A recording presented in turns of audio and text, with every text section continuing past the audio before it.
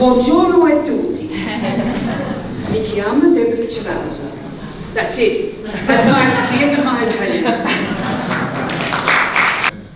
It's such a privilege to be here, and you're right. I love the vibe. I had to come back.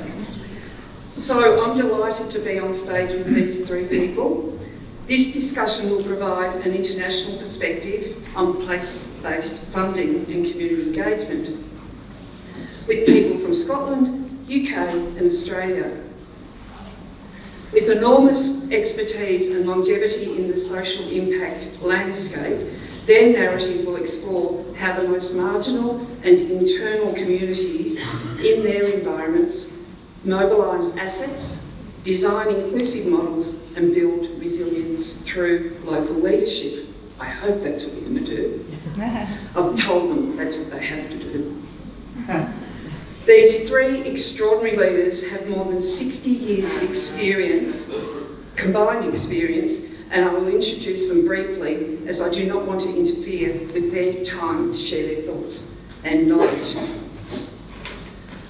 Meg Allan, Advocacy and Market Development Lead at Australian Centre for Rural Entrepreneurship. We call that ACRE. Meg is a rural leader and social entrepreneur reimagining what's possible in rural communities.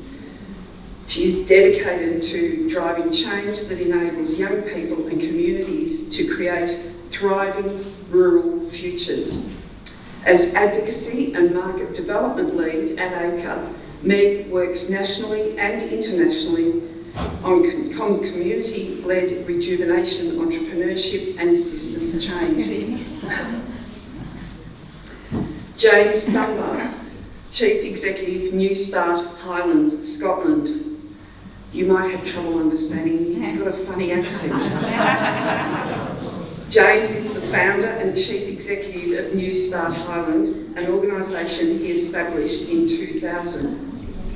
Widely regarded as one of Scotland's foremost social entrepreneurs, and a bit broader than that, I think, too, huh? Yeah. He holds an OBE for recognition of his contribution to the community and the economy. James' vision to provide life-changing support to individuals during their most challenging times has grown into a thriving organisation with a team of over 80 people and a multi-million pound annual turnover. New Start Highland is a vibrant social enterprise that delivers a wide range of services to individuals and families facing hardship. These include support for those affected by poverty, crisis and social isolation, helping them move forward with dignity and purpose.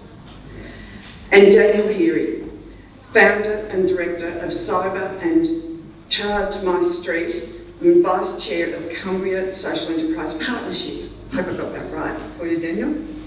Daniel is a community enterprise practitioner with more than 25 years of experience creating and scaling social enterprises in rural areas, from building a pioneering community broadband network in Alston, is that correct?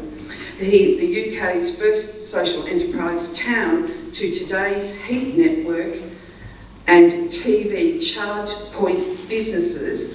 Daniel's work delivers vital services to communities which were ignored by big multinational companies. I encourage you all to find them later and talk to them, as each of them are incredible in their own right, and each of them will generously give you time to tell their story. We want to encourage their questions to be a discussion between the three of them. So I'm going to ask James for you to start a conversation with Meg and Daniel and discuss what systemic change means in your respective communities. Grazie, Debs. Buongiorno. That's the end of my Italian. Systemic change sounds so complex. But, simply put, it's not just pulling people out of the river if they fall in. It's going upstream, finding out why they fell in, and creating the solution to stop people falling in the future. It's breaking long-standing, harmful cycles, the kind of ones that people say, that's just how it is. It's breaking the just how it is and seeing a different future where people's lives can be improved. It's creating lasting change, but creating it slowly, because change that's going to last takes time. And to do so, I think it's really important that we build brilliant, strong relationships. Great relationships within our team, great relationships within our partners in the sector, our partners in other sectors, and great relationships with our communities. What do you think, Meg? I think I'd like to take it back a step and talk about why systemic change is so important in rural communities. In Australia, rural communities in decline, as they are across the world. We're seeing the withdrawal of services, a decrease in population. In Australia, across a range of place-based disadvantage indicators, rural people consistently rank poorer than our urban counterparts.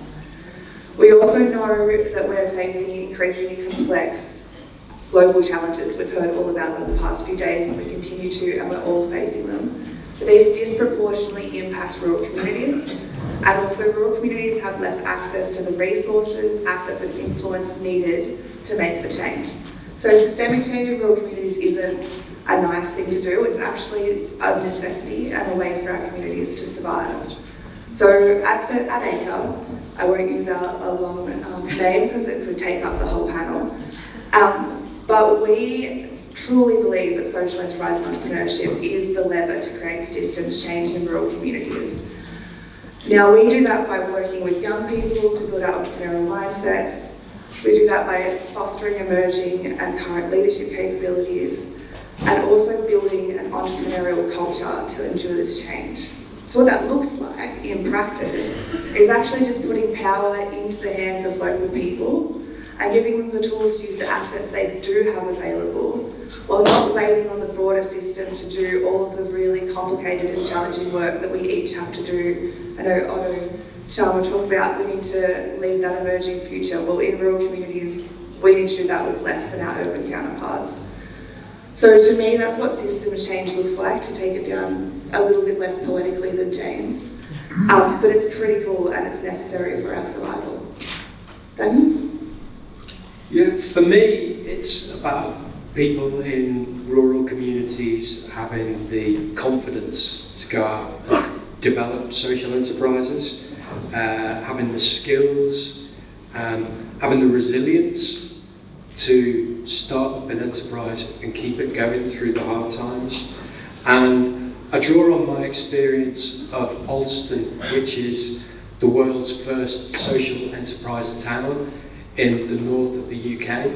It's a small town in the mountains. It often gets cut off by snow in the winter, and people there are very resilient.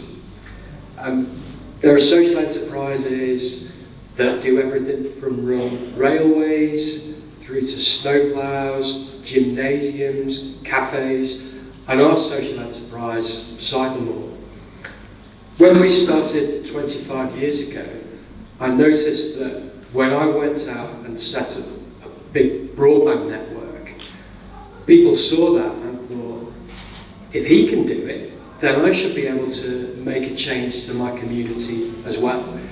It doesn't, it's all about having the belief to be able to do that. So systemic change for me comes from the ground up, but also Alston is an island of coherence. We heard about that on Friday from the speakers, and we've seen what we've done there is being replicated in other places. Social Enterprise UK have their Places programme, which has enabled more places to become these islands of coherence. So it translates from how can I change a giant system, I can do something in my own community, which then becomes part of that broader social change. But for me, it's all about individuals having the confidence, the belief, the chutzpah, and the resilience to make those changes. Okay, so let's get straight to the big question. So how do you achieve what you want to do by obtaining adequate investment to support your work? So Daniel, I'll stay with you, and can you talk us through and then encourage James and Meg's view on systemic investment and how it works for you? Yeah, before I say that, if you want to find out more about the world's first social enterprise town, I have these leaflets. I don't want to take them back to England with me, so grab one after the talk. The problem with investment in rural areas is we have low populations, so it's very hard to make a business case. We make less revenue, and so when we go to get investments, we're often overlooked by the finance partners that can make more money in urban areas. And I use an example of Charge My Street, our social enterprise which does EV charging points. When we are searching for investment, we can find local pots to do small projects in different villages. But when we want to ramp that up to make systemic change, we need to access larger finance to match against government money. So we're looking for £2 million at the moment to match against £1 million from the government. Now, I know that we've built a great network, but Shell, a big multinational fossil fuel company, has all that money. They could go in and make a really good case to our municipality to overbuild everything we've done and extract a lot of the revenue and the capacity from the community. We want to work with renewable energy groups, local car clubs, to really make these EV charge points work for everyone. But without that bigger investment, we can't do that, and we'll see our business undermined by bigger companies. So we feel that it's really important to have that intermediate finance available for social enterprises which are scaling up, so we can go on delivering those really great benefits. But often it's about finding the right scale of investments which can be blended to work with where we are as an organisation and with what our other partners want. But what about you, James? Thank you, Daniel. Systemic investment for me is kind of similar to my first answer. It's looking to address the root problem and not just addressing symptoms.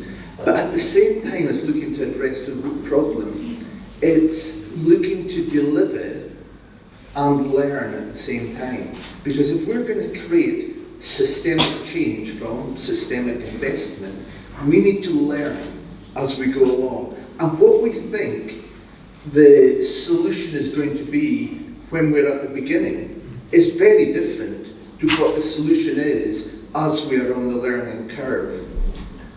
I often say that learning curve is not smooth, it's bumpy. And because of that, strong relationships between the investor and the entrepreneur are super important, and trust is fundamental in that process, because learning and change can be a slow, bumpy process. And unless an investor is investing in an entrepreneur they have confidence in, they won't know, is the entrepreneur saying, oh, this isn't working? Is it because they are not doing the right things? Or is it just part of this learning curve and process? Another point I think is really important for systemic investment is looking to invest where money is going to stay in communities, and the money is not going to go into the community and go out and be spent on some multinational getting all of the benefit. It's about the money staying in the communities having agency and feeling a sense of control. I have to be honest, I love the concept of systemic investment, but I've not seen it yet. But I love it. Meg? I think that's a good place for me to start, because the question left me stumped for a while when I was thinking about what it looks like in an Australian context. Because like James, I do love the concept, but I'm not necessarily sure that I've actually seen it in action. What I've seen is a lot of really good intent, particularly from our philanthropic sector in Australia, to try and be trusting and patient and experimenting alongside communities. So we primarily work with communities, so we're looking not at a unicorn, we're not looking to scale up and make huge amounts of profit and have really great returns. But even at a community level, when you factor in impact, the investment case isn't necessarily there. So it's been about finding partners who will work with us and also finding opportunities for ACAR to de-risk the investment alongside communities. So building out the structures that enable it, and actually looking at, well, what's the practical pieces that can enable systemic investment, I guess, in a way. A long story short is that it needs to be about trust, but we also need to let go of the fact that the outcomes are going to be predetermined, or that we understand what a community needs and what they want their future to look like. So whilst I know I'm not necessarily telling you what it looks like, I'm telling you what I would like it to look like, is that rural communities understand what they need and what their future is going to be. And it's the role of the broader sector to work out how we can blend finance or create capital that will enable them to create that future in the face of all of those challenges that I outlined earlier.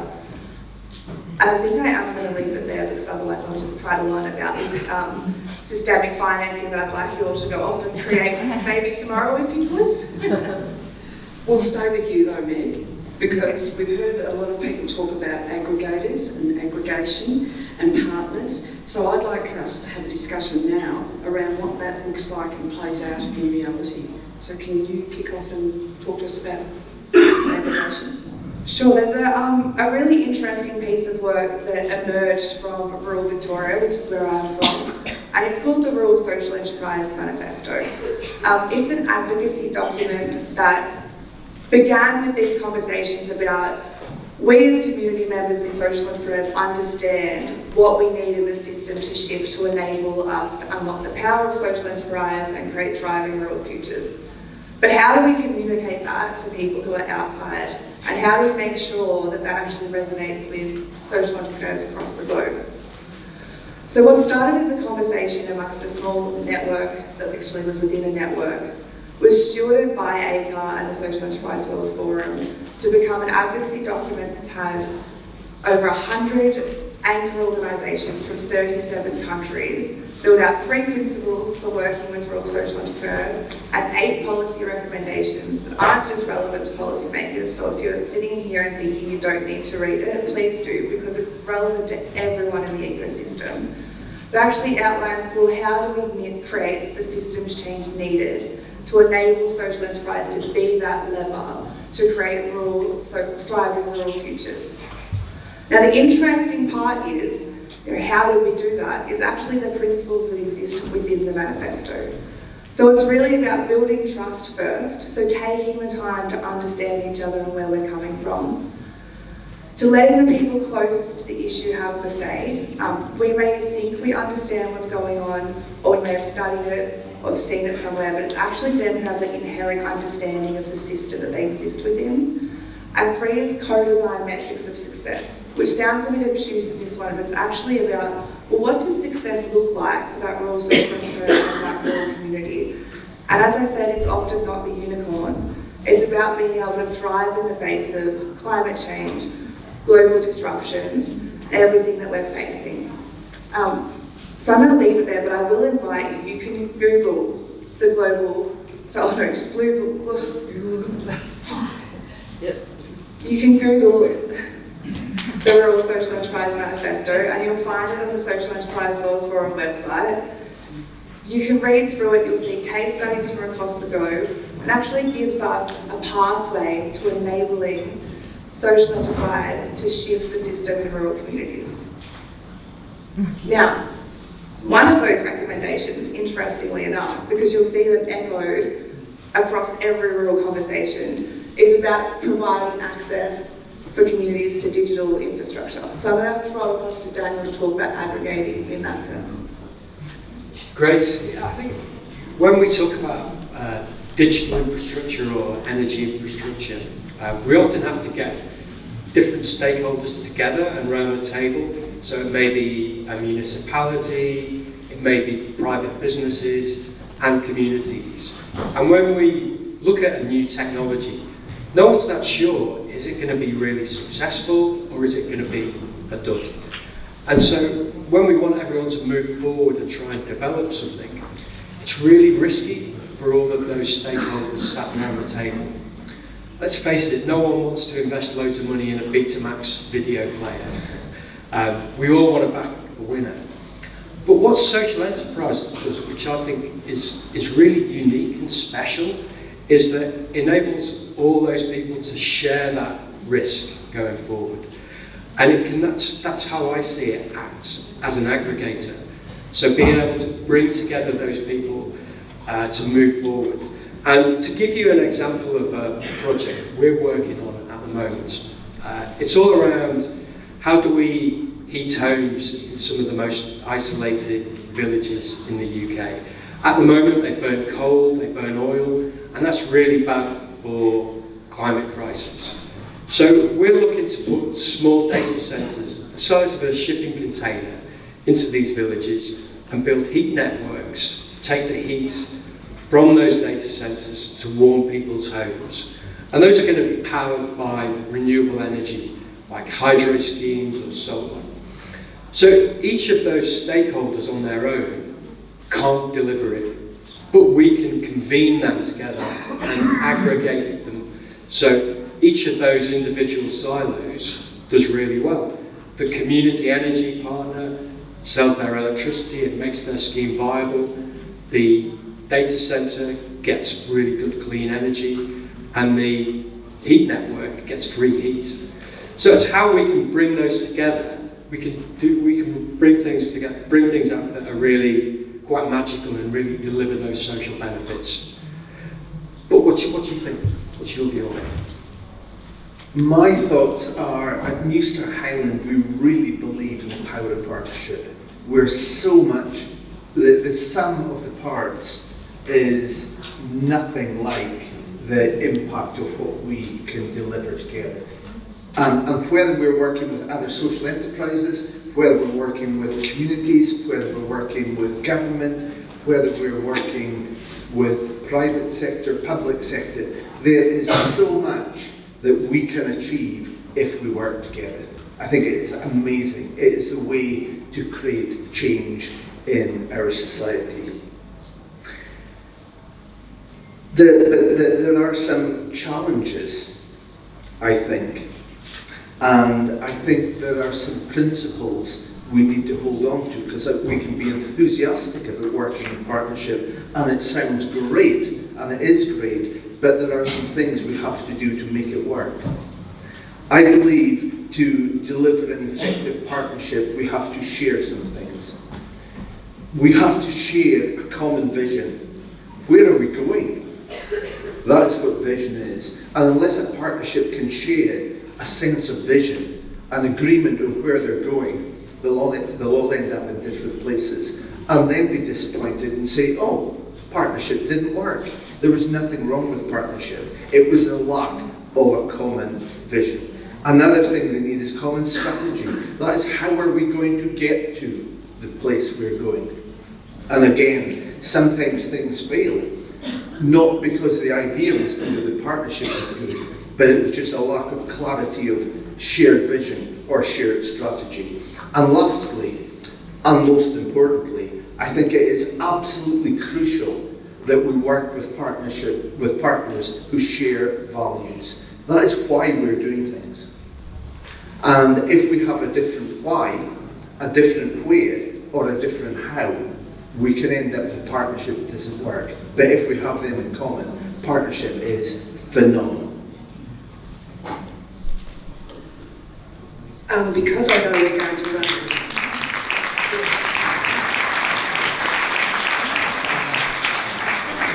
We're going to run out of time very quickly, so I'm going to answer question 4 on behalf of these 3 and just say the 4 of us up here are absolutely committed to the importance of the rural communities that we all work within and the work that they do, and we won't discuss now what the biggest problem of population being dispersed is, but it is a big problem. I will move on to give these 3 the opportunity for their last question, so forgive me for skipping question 4, but in the fullness of time I'm sure that can come out. I want to start with Meg, and then I'll ask you to pass to Daniel, and James will finish off, but I want you to share a story that's so close to your heart and what keeps you going to do what you do. Thanks, Deb. The story I want to share is actually the story of my own community. I've grown up in a rural community. My family has been there for 5 generations. And 5 years ago, we were impacted by the most catastrophic bushfires that have ever happened in Australia. What that meant was, as a community, we saw how incredibly vulnerable we were. And at this point in time, I actually didn't know that ACRE existed. What we knew as a community was that we were in a really tight spot and needed to do something differently. And what we had was the question around, well, how do we change our social and economic scenario so that we're not going to end up so vulnerable in the future? And this is the piece where ACRE comes in, and how I've ended up working with them is because I believe in this approach so much that I went and now enact it myself. And that's when communities have the question, how can we lead a future that's relevant for ourselves, that's entrepreneurial and isn't reliant on outside? So what's happened since then is that ACRE's come in and really walked alongside our community. It's given us the knowledge, networks and know-how to be able to leverage social enterprise to build out a new localised economy and start shifting what that system looks like. What that means in practical terms is that we were connected with the islands of coherence that happened in Scotland and England and other places, and then we're given the skills to translate that into our own local context. So now in our community we have an anchor organisation which drives this change, a co-working space which has enabled the establishment of 9 and the running of 9 digital businesses. Every young person in our community has access to entrepreneurial education. We successfully capital raised and purchased an asset in the main street, which is the home for all of this entrepreneurial activity. And all of this has happened in 5 years as a result of the approach that ACRE takes around systems and partnerships to enable local people to identify the parts in their system that they can leverage to make the most impact for themselves. So to keep it short and sweet, what it means is that I grew up in my local community being told, you'll finish school, you move to university, you come back when you retire and you've had your life. But now I get to live in my community doing meaningful work and watching my friends also do the same thing, and have the confidence that if something happens in the world or in the environment, that we actually are able to look inwards at what we have and create solutions based on the assets around the table and the knowledge and networks we have in the community. So that's the bit that I care about very deeply, because it's not just what ACRE does, but it's actually what I've lived and what my community has lived. And so I'm going to pass it to James to tell, Daniel, sorry, to tell his story.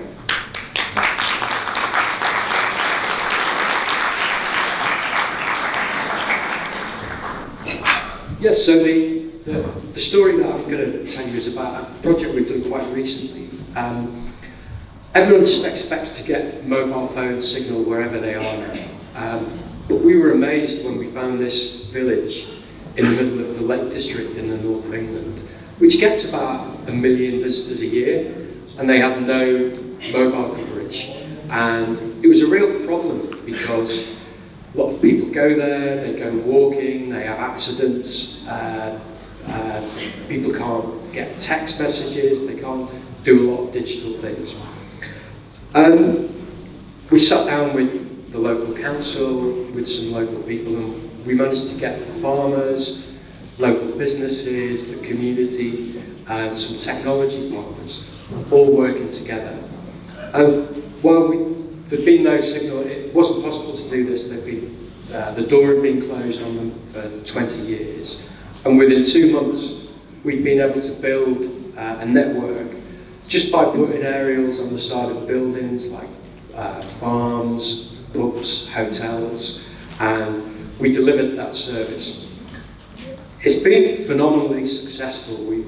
We've had about 1 million people connect to it, but most importantly for me, about 75 people have used it to make emergency calls. So 3 weeks ago, there was a man who was walking in the mountains. The weather got quite bad, and he pulled his hamstring, so he couldn't walk anymore. And he was able to connect to our network to ring the police. They contacted the mountain rescue team, and they sent guys with a stretcher to rescue him. Now, without that network, he may have been there for hours, because the mountains are quite remote as well. I don't think he would have died, but it wouldn't have helped him to spend a lot of time in the snow like that. So what it demonstrates, I think, for me, is what we try and do. We take a disruptive technology like this, that everyone says can't work. We combine it with a social enterprise business model. So when Vodafone say we can't do it, it's too expensive, we say we can do it because we can do it really cheaply. And then that delivers real community benefits in terms of lives saved, businesses able to do better. And that's what really gets us up in the morning and keeps us going. Sorry.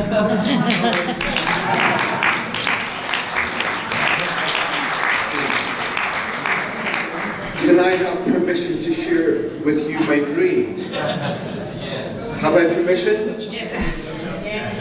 Yeah. Grazie. I had a dream, and I dream a lot, and everything I've ever made has come from a dream. And this dream was the New Start Highland Reuse and Training Village. It was to see many partners delivering training, reuse, and much, much more under one space. But my dream didn't exist in my country. There was no place like this. So many people would say to me, oh, that will never work. No, don't do that. Others would say, it's not scalable. Social enterprise has to be scalable. Don't do it. So what did we do? We ignored the doubters. We listened to the right voices. We gathered partners around us.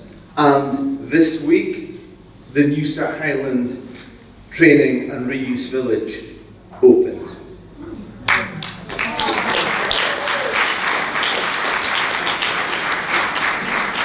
Right.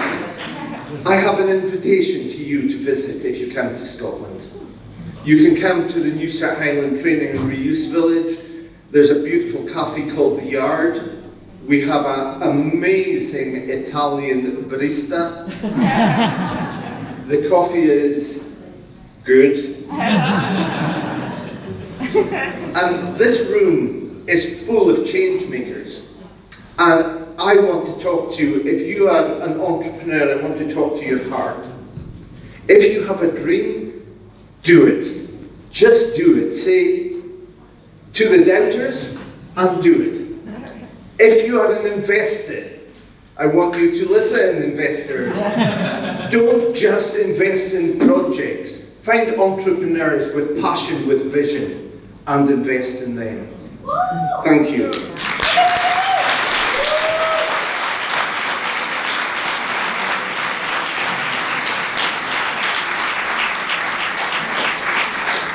You can see the fun I've had in the last 36 hours getting to know these three and chatting to them. I just wanted to say a personal thank you to SEOC, and I won't name the people because I'll forget someone, but thank you for welcoming us, the Aussie campers who come along. We've had such an amazing time, and I just wanted to say, grazie per lo ascolto.